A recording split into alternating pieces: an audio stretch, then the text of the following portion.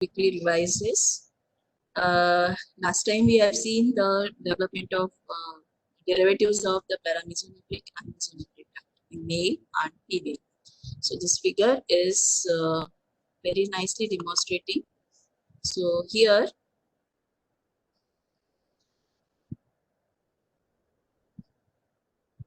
the blue color is suggesting of this mesonephric duct derivative, and pink color is suggesting of paramesonephric derivative. Okay.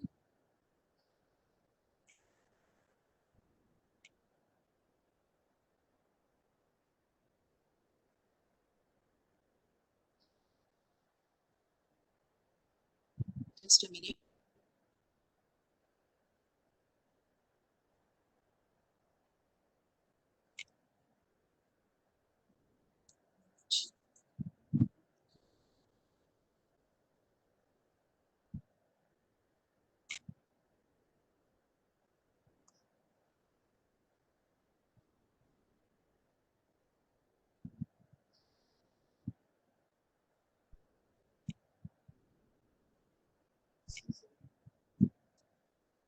So okay.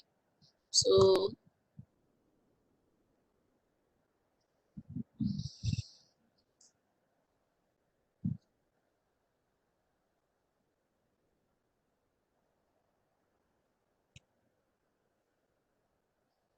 you can see here the this Mullerian duct, the derivatives in the female, which where it is well differentiated, and they form the fallopian tube, which is formed by the unfused part of paramesonephric duct, then the uterus, and the upper part of vagina. If you have say any problem, you can chat me because here the signals are not available. Okay. So this and the one vestigial remnant is there, that is a vesicular appendix, which is a remnant of the cranial end of the paramesonephric duct, right? When we consider the mesonephric duct in female, it is degenerated as soon as this testes develop. Okay, so this mesonephric, sorry, ovary, as soon as it develop, this mesonephric duct get degenerated and they form the vestigial remnant. So always remember there are common derivatives of this mesonephric duct, which are formed in the male as well as female from this mesonephric duct system. What are these? The electric butt derivatives, which are the collecting part of this kidney, and the trigonal bladder and the posterior wall of the proximal urethra. While the vestigial remnants are epiphoron and paraphoron, which are derivative of mesonephric tubules, and the cartilage duct, which is derivative of mesonephric duct. So these are the derivatives of mesonephric and paramesonephric duct in male and female. Now consider these derivatives in the male. The mesonephric duct system get well differentiated and form the duct system of the genital duct system of the male. And so let's see the mesonephric duct or the Wolffian duct derivatives in the male. So these are the common derivatives, which are the electric butt derivative, trigone, and the posterior wall of proximal part of prostatic urethra, right? Apart from that, which genital duct system is contributed by this is the vasa efferential, which is derived from the mesonephric tubule, then the duct of epidermis, then there will be the vas deferens, okay, and then seminal vesicle and the ejaculatory duct. So this is the duct system, which is differentiated by the mesonephric duct. Apart from that, yes, any problem? Apart from that, you can see there is some vestigial remnant like appendix of epidermis at the tip of this epidermis. Then there is the part of mesodermal part of the prostate, which is also derivative of the mesonephric duct system. Okay, so this is mesonephric duct and the tubule derivatives in the male, and the male, the paramesonephric duct is get disappeared, degenerated as soon as the testes form, and that gives two remnants in the male. These are prostatic utricle, which represents the female uterus and vagina, while the appendix of testes, it represents the cranial part of the paramesonephric duct. So this we have seen these derivatives last time, and it is very important. I repeat it. It is always asked in the viva and the theory. Okay. So these are the vestigial remnant in the male and female. So you can see here, the apart from this, superior aberrant ductus, inferior aberrant ductus, and paradidymis, they are the remnant of the mesonephric tubules, which is not forming muscle, right? And the appendix of epidamis, which is derived from mesonephric, while appendix of testis is from paranasal. Vestigial remnant in the female are you well known about this epophyron, paraphyron, and Gardner's duct, which are derivatives of mesonephric tubule and the mesonephric duct. Right. Now there is one more remnant. It is vesicular appendix near the femoral end, and it is forming the derivative of paramesonephric duct. Okay. Now, the last time we have also seen the accessory glands, sex glands development. So, how this prostate, you see the prostate, in the male they are prostate and the bulbourethral gland. So, how this prostate is developed? It is developed from the multiple outgrowths or the buds which are arising from the prostatic urethra. Okay, and these buds get well defined, well developed, and they ultimately form here you can see the two zones, well differentiated zone, outer glandular zone and inner glandular zone. The outer glandular zone is endodermal, which is derived from the buds which are arising from prostatic urethra. Okay, and what is this? The inner glandular zone is derived from the mesoderm part, that is the posterior wall proximal part of the prostatic urethra. Okay, so this is the outer and the inner glandular zone, which is derived from the buds which is arising from the prostatic urethra, and they are of two derivatives. The outer zone, which is basically forming all the lobes except median lobe as the endodermal, while the inner glandular zone is contributing median lobe, which is mesodermal. Okay, apart from this, this is a prostate. Right? Now, apart from this, the other gland which is seen in the male is a bulbourethral gland, and it is basically derived from, it is a bud which is arising from the spongy part of urethra. This is the spongy part of urethra. Okay. And from where this duct arises, and the gland itself is present in urogenital diaphragm or deep perineal pouch. And the gland and the ducts are arising from spongy urethra. They are basically contributing the formation of semen secretions. Okay, so it is of course endodermal in origin. Accessory sex gland and in female, okay, in female they are urethral gland, paraurethral gland, and clitoris. The urethral glands, they are basically, and paraurethral gland, they represents the prostate. They are arising from the bud which is arising from this primitive urethra or the female urethra. They contribute this urethral and paraurethral. While greater vestibular gland is the other gland which is seen in the superficial perineal pouch. We have seen in the superficial perineal pouch this greater vestibular gland is present. Okay, from where it arises, it is the bud or diverticulum which is arise from urogenital sinus, and they form the greater vestibular gland. What is the other name? Bartholin glands. Okay, they represents bulbourethral gland.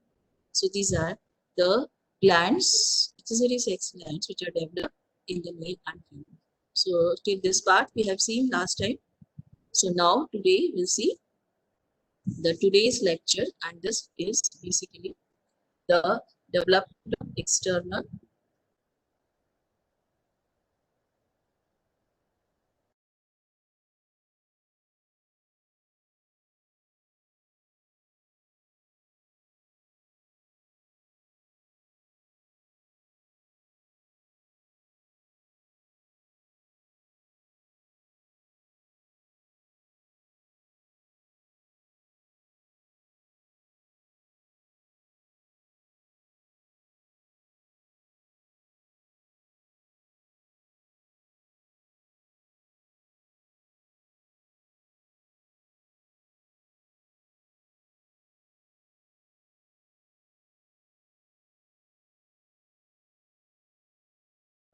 here, the development of male and female external genitalia is similar. Structurally, they are similar. We cannot differentiate morphologically these genital is followed by the definitive stage, and it is always completed, or the definitive external genitalia will be formed only after 12 weeks. So only after 12 weeks, the morphological sex will be differentiated.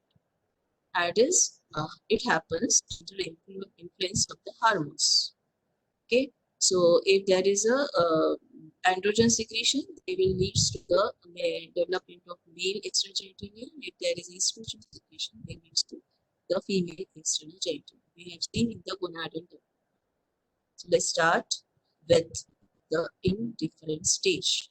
Okay, so indifferent stage, you describe the stage in 3 stages. Okay, the first stage is the primitive urethral gland.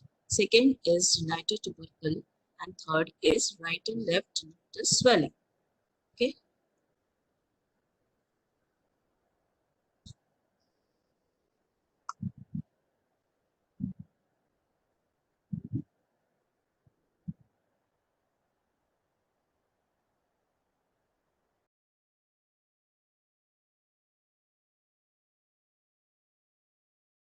right and left genital swelling, they contribute development of indifferent stage. So how this primitive urethral fold is formed? So in 4th week, if you remember, the cloacal membrane. Okay, the cloacal membrane, which is the lowermost part of cloaca, around it there is the mesodermal thickening is developed, and they form the surface elevation. So surface elevation is produced on the both the side of cloacal membrane, and that is forming cloacal folds. The first stage is formation of cloacal folds. What are these? These are the mesodermal thickening on the both the side of membrane. Now, this part you are knowing that the urorectus septum, which is basically divides this cloaca into parts, right? And these two parts are basically the um, uh, ventral primitive urogenital sinus, and dorsal is primitive rectum. And this urorectus septum, it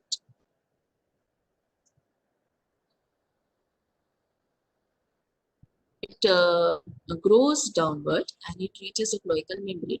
Once it reaches the cloacal membrane, it is also this cloacal membrane is also divided into 2 parts. The ventral part is called as urogenital membrane, and the dorsal part is called as the anal membrane. So this cloacal membrane, because of development of urorectal septum, divides into 2 parts: the ventral urogenital membrane and dorsal the anal membrane. Now next is, because these two membranes are formed, this cloacal fold, which is surrounding whole of the cloacal membrane, it also divides into 2 parts, right? The one which is surrounding the urogenital membrane is called as primitive urethral fold, which is a longitudinal elevation, while the other, which is surrounding the anal membrane, is called as the anal folds. So we are concentrating on the urogenital membrane and primitive urethral folds, which are surrounding the urogenital membrane, which further leads to development of external genital. This figure is explaining very nicely. Sorry.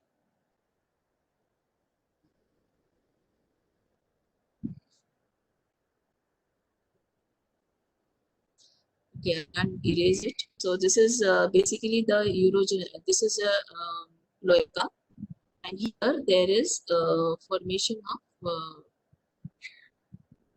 urorectal septum, and it is going downwards bodily, and it divides this cloacal membrane into parts.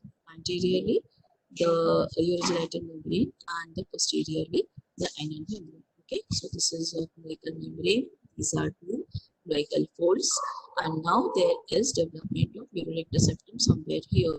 So this urogenital membrane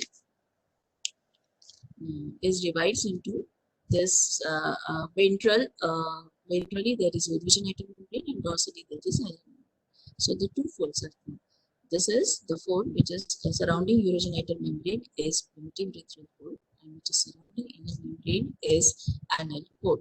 In between this part, okay, this part which is separating to is forming, which is representing lowermost part of rectus septum, and that is basically uh, forming the perineal body. Okay. On this surrounding this, you can see the yellow part. It is also mesodermal elevation, and that is forming genital swell. Okay. So what are the things which are formed here? From cloacal membrane, urogenital membrane is formed. Surrounding this, primitive urethral fold is formed. These urethral folds, they meet in the midline ventrally and form small elevation, and that is called as genital tubercle. On that side of this genital urethral fold, there is genital swelling. Okay, and this genital swelling, it is also called as labioscrotal swelling. So three basic things which contribute in different stage. First is urethral fold, second is genital tubercle, and third is genital swelling. So now this ultimately this urogenital membrane which is formed, the genital tubercle, so this genital tubercle which is basically formed just cranial to this cloacal. Okay, and this cloacal fold, they get unites cranially to form the genital tubercle.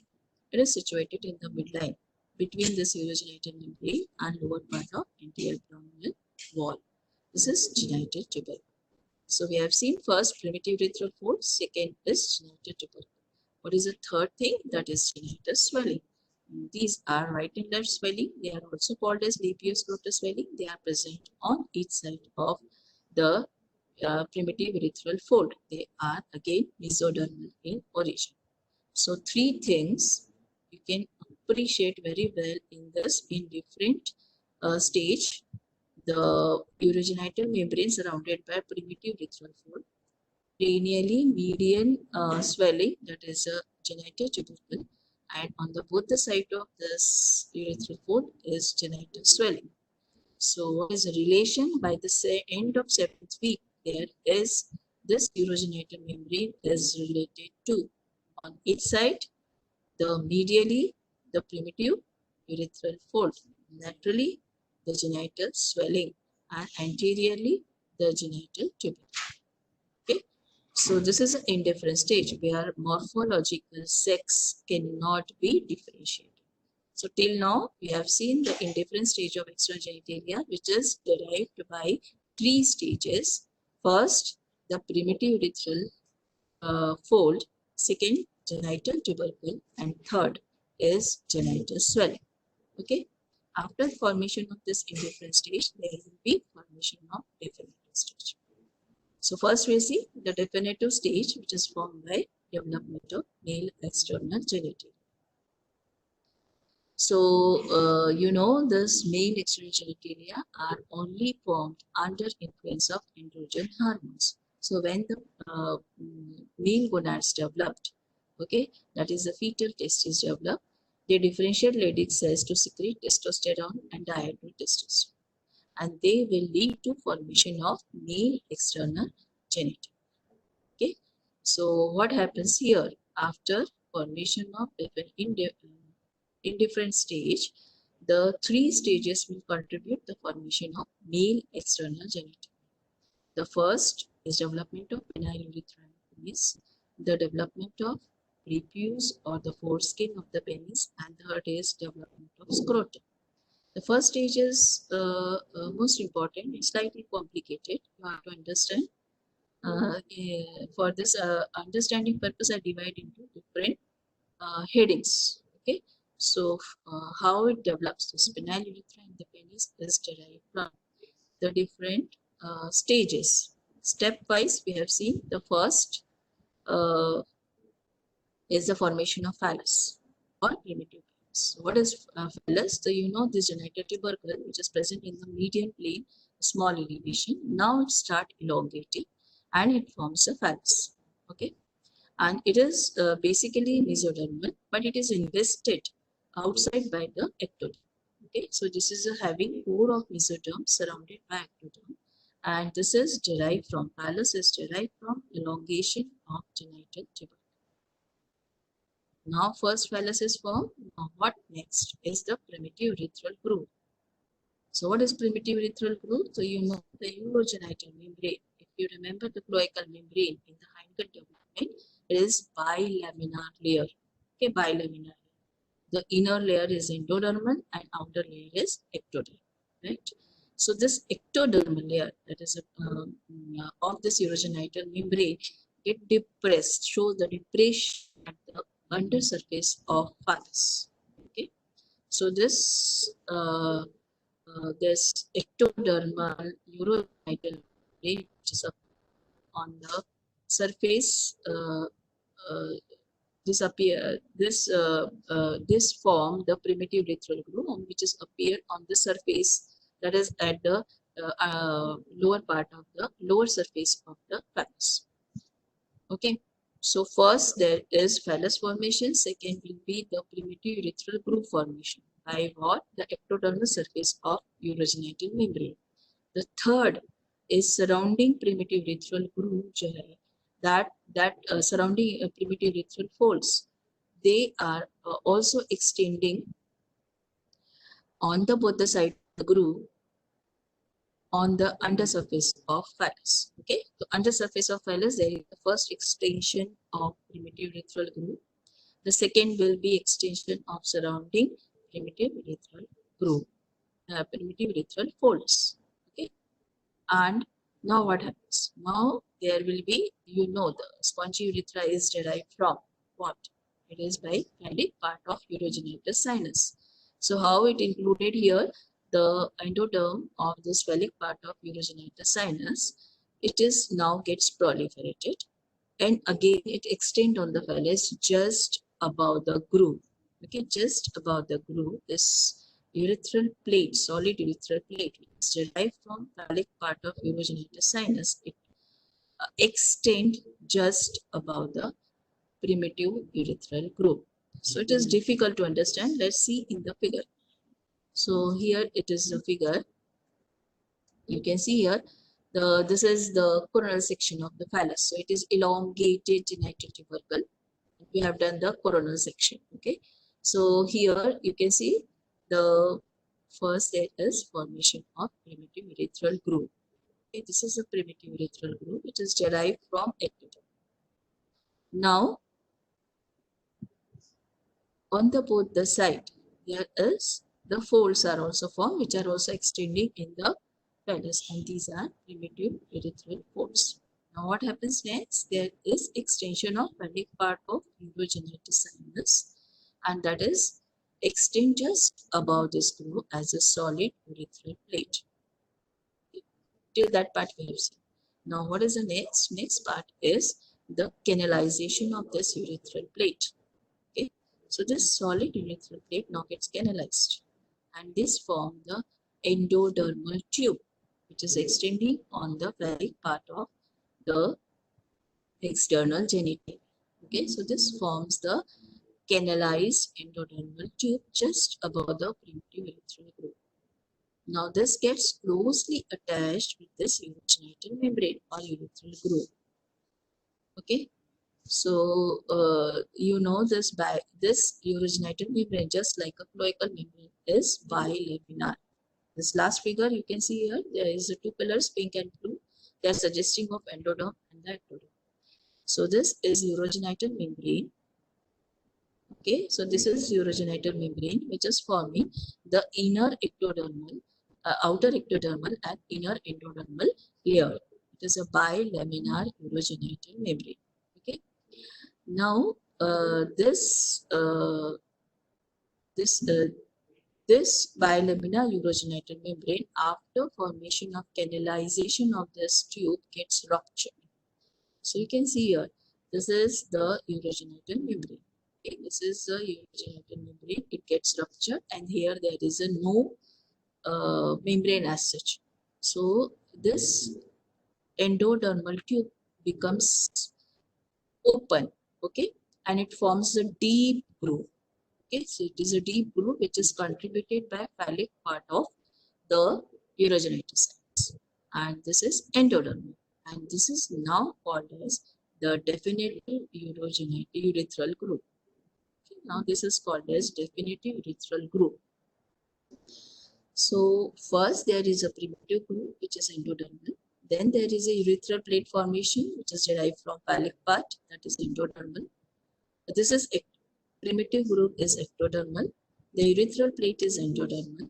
It gets canalized.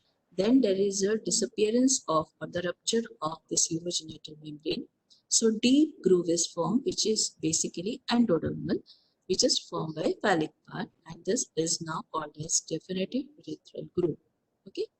Now this groove is directly open to exterior, okay, on the undersurface of phallus.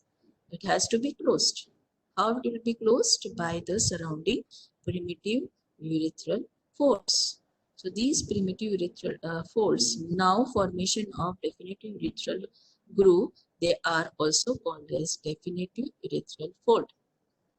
So these definitive urethral fold, they now start growing, proliferating, and comes together in the median plane, and they get closer. So there will be well defined the tooth is formed inside the phallus, and this is forming spongy urethra. Okay, so let's continue with this. So till now we have seen the primitive urethral groove. Then second will be formation of urethral plate. Third will be formation, canalization of urethral plate. Third will be formation of definitive urethral groove with the definitive urethral fold. So let's see the definitive urethral fold. It is a definitive urethral groove. It is formed by around the ninth week, and it is basically formed by rupture of urogenital membrane. Okay, so deep groove is formed, and that is called as definitive urethral groove, derived from phallic part of the urogenital sinus. Okay, so this is endoderm. Now this opened up because of opened up urogenital sinus. The this urogenital membrane, this urogenital sinus, or the phallic part of urogenital sinus, is directly communicating to the exterior. Okay, from where it is communicating? At the undersurface of phallus. So what next is the definitive urethral fold, which is nothing but the primitive urethral fold, which is now called as definitive urethral folds. Now this uh, groove, definitive urethral groove, which is open to the exterior, it has to be closed. And how it is closed? By the fusion of definitive urethral fold, okay, which grows towards the medial plane. They meet with each other and they fuses in caudocranial direction. Okay, so they from caudal to cranial direction, they get fused with each other. Okay, caudal cranial direction up to, and remember this tube is developed, or this part of spongy urethra is developed only till the base of glans. Okay, it is not the full length of phallus it develops. It is only developed till the base of glans, and the time when the penile urethra is fully developed is at the end of third month. So this is very important.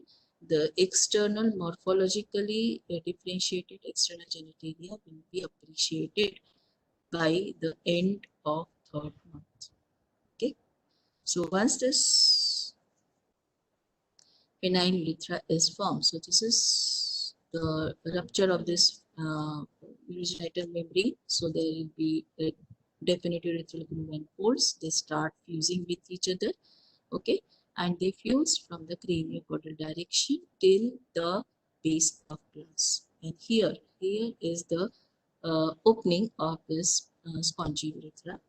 Okay, and this opening is called as the primitive urethral orifice. This is called as primitive urethral orifice. Where it is present? It is present at the ventral surface of base of glass. What happens to the terminal part of this spongy urethra? This terminal part of spongy urethra is derived from ectoderm. That we'll see in the next slide.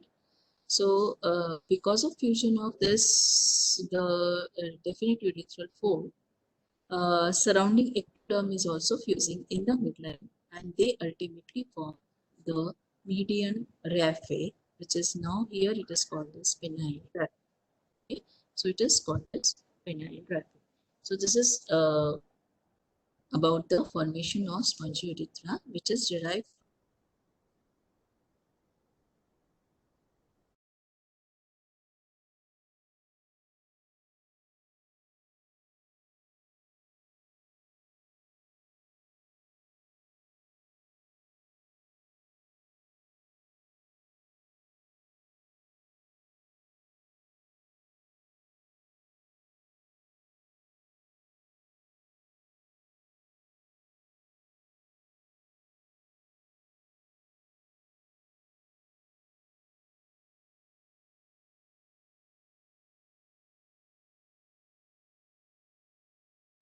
You can see here. So this is going towards this urethral orifice. Once it is going towards the urethral orifice, reaches this primitive orifice or the spongy urethra, then it gets canalized. And after canalization, they meet with each other. Okay. So first there is the solid plate of ectodermal cells which runs longitudinally from the tip of phallus till the base of glans. Later, this solid plate get canalized, okay, and they form a canal. This canal get fuses on one side with this primitive urethral orifice or the tip of spongy urethra, and on the other side at the tip of glans. And this opening now it is called as the definitive urethral orifice. Okay. So primitive urethral orifice is present here at the tip of spongy urethra at the base of glans, and the definitive urethral orifice is formed by the ectodermal part is at the tip of the glans. Okay, so this is about the development of the spongy urethra. What are the things which are remaining? So you can see here there is a fusion, ultimate fusion, which is formed in the penile raphe. This is a primitive orifice, and then later on surface ectoderm will complete the development of the spongy urethra. Now in this the mesodermal part of this phallus, there is development of carpus cavernosum and the carpus spongiosum, okay, which is remaining, and that it gets developed later, and this is how the penile development completes. Okay, so carpus cavernosum and carpus spongiosum, they are formed in the mesodermal part of the phallus, and this is how definitive penis is formed. So and after that there will be formation of the prepuce or the foreskin, and the third will be formation of scrotum. Okay, so what we have seen, the stages can be revised. The first stage is the formation of phallus. Second will be primitive urethral groove formation. Third will be primitive urethral fold formation. Fifth will be there is formation of solid urethral plate, which is derived from phallic part of the urogenital sinus. Then there will be canalization of this urethral plate. The next will be the rupture of urogenital membrane, which forms the definitive urethral fold, definitive urethral groove, which is surrounded by this definitive urethral fold, and this gets fused in the midline, and ultimately the median raphe is formed, okay, which is also called as penile raphe, and it's the outer opening or the terminal opening is at the base of glans, which is basically formed as primitive urethral orifice. And then surface ectodermal development will complete the glandular part of the spongy urethra, so that the definitive urethral orifice is formed at the tip of glans. And then followed by the formation of carpus cavernosum and spongiosum in the mesenchyme of the phallus, which completes development of definitive penis, and it is around the end of third month. Okay, the next stages are very similar, easier. The formation of prepuce. So here there is a formation of first the circular sulcus. Okay, so somewhere here the circular sulcus at the base of the glans, there is circular sulcus is formed, and that is basically separates this rest of the penis with the glans, and then just beyond it, the surface, this ectoderm gets proliferate, reduplicate, okay, and the form a ectodermal fold, which is a fold of skin which covers the and gets separated completely with the glans, and then it covers the whole of the glans, and this is called as prepuce or the glans penis. Okay, so this circular sulcus later on called as coronary sulcus. Okay, so this first there is a formation of circular sulcus. Beyond it, the proliferation and reduplication of the surface ectoderm, which leads to formation of prepuce of the penis. Now there is the next stage is development of scrotum. So development of scrotum is, it is derived from genital swelling. Here it is present just lateral to primitive urethral fold. Now these swellings get start enlarging, proliferating, okay, and then they are shifting towards the dorsal surface, dorsal side, okay. So it is more dorsally as compared to the penis, and then this dorsal swelling get enlarged. First, they are right and left swelling. Okay, so this is a right and this left swelling. They enlarge and then they meet in the midline and then they form this the median raphe. Okay, they enlarge and fuse in the midline to form a median raphe, and this completes the scrotum development. This is also called as scrotal raphe. So it is present in the same plane. So this median raphe consists of scrotal raphe as well as penile raphe, which are in the same. So this is how the genital swelling will form the development of scrotum. So this whole procedure of male external genitalia is having molecular regulation by the HOX gene, FGF, and SHH genes. Okay, they regulates the development of external male genitalia. If you remember the HOX gene, it is also helping development of prostate. This is your book picture showing the three sections simultaneously. This is the coronal section, this is the transverse section, and this is sagittal section. And the different stages are given. So this is urogenital membrane. You can appreciate first there is a phallus formation, then second is the primitive urethral groove. Third will be formation of this urethral plate just above this urethral groove. Fourth will be the canalization. Okay, this canalization, which is not appreciated here in the figure, but number E figure, you can see there is a canalization of urethral plate with the rupture of urogenital membrane. So there will be the exposure of this definite urethral groove to the exterior. Okay, so here you can see here, there is a no connection. So this groove is directly open to the outer surface. Okay, and now there is the closure of this definitive urethral fold to complete the development of this with the spongy part of urethra. And this is the green color surface ectoderm. This is a surface ectoderm which ultimately form the terminal part. And the fusion in the midline of the surface ectoderm, they form the median raphe.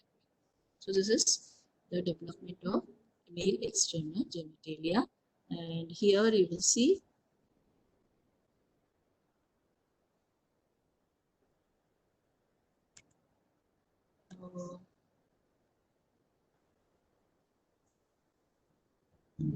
let's see.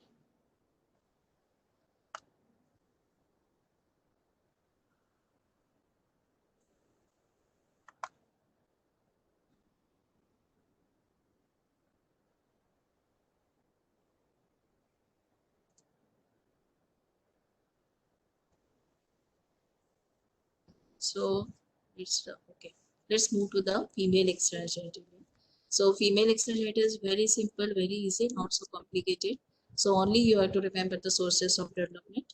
The genital tubercle, which is forming the phallus. Here it is not enlarged so much. It is only small enlargement which ultimately form the clitoris. So clitoris is derived from genital tubercle. Then the primitive urethral fold, they are surrounding the urogenital membrane. They do not fuse. As in the male, they get fused and completes the development of spongy urethra. Here, they do not fuse. They remain separated and they form the labia minor. But there is a rupture of urogenital membrane. So it is directly exposed. This urogenital phallic part of urogenital sinus is exposed to the exterior through the opening of this labia minor. So that's why this labia minora is lined by the outer surface by the ectoderm and inner surface is by endoderm, which is a part of phallic part of urogenital sinus. The surrounding genital swelling, which is also called as labioscleral swelling, which leads to formation of labia majora. Okay, this labia majora that get fused posteriorly to form the posterior labial commissure, and anteriorly they fuse to form the anterior labial commissure. Okay, so the genital tubercle, which forms the clitoris, primary urethral fold forms the labia minora, and the genital swelling, they form the labia majora. What is remaining is the vestibule of vagina, where this urethral opening is present. This vestibule of vagina is derived from the phallic part and the lower phallic part of urogenital sinus after rupture of urogenital membrane. Okay, so the term we call it the definitive urethral groove. It is basically from the vestibule of vagina. Why? Because you know the female urethra is very short and it is derived from only the primitive urethra and the upper part of pelvic part of vagina, urogenital sinus. So remaining whole part of this urogenital sinus, it contributes vestibule, which is directly open to the exterior via the labia majora. Okay, here only the two openings develops, the urethral opening and the vagina. So it is very nicely appreciated here. There you can see here, this is the phallic part and this is a urogenital membrane, bilaminar urogenital membrane. Okay, okay. And on the both the side, there is primitive urethral groove, and this is genital swelling, which is basically mesodermal port, and the green part is the ectodermal. Okay. Now there is a rupture of this membrane. So this phallic part, which is endodermal, it is exposed to, okay, it is exposed to exterior. And these folds, this fold, okay, this fold is basically forming the labia minora, which is derived from this primitive urethral fold. And that's why it is having the inner surface endodermal and outer surface is ectodermal. And thus labia majora, which is basically formed by this genital swelling. And this is the this part of this phallic part of this urogenital sinus, it contributes the vestibule. In this vestibule only, these two openings, the vagina and the urethral openings, are present. So here you can appreciate this is labia minora, and these are the opening of this urethra and the vagina, and this part is called this vestibule, which is representing definitive urethral groove. Okay, I don't know why animation is not running, so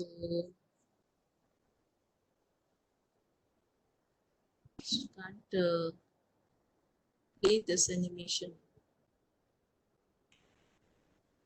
Next time I will try. Okay, so this is how the from indefinite stage the definitive female urethra is formed. You can appreciate here, this is a posterior commissure, this is the anterior commissure, and the above there is the moss. Okay, and this is the perineal body, okay, which is a lowermost part of this urorectal septum, which separate this urogenital membrane with the end. Okay, so this is the last slide, which is showing the differentiation of this male and female extragenitalia from indefinite stage. Okay, indefinite stage. So these are basically the basic derivatives. Genital tubercle forms the phallus, the phallic part of urogenital sinus, and the ectodermal part forms the spongy urethra. Then primitive urethral fold, which closes and forms the rete. Prepuce is derived from the surface ectoderm, and genital swelling forms the scrotum. Here, this genital tubercle forms the clitoris. The primitive urethral fold, which does not fuse and form this labia minora. Genital swelling, they forms the labia. Okay. So this completes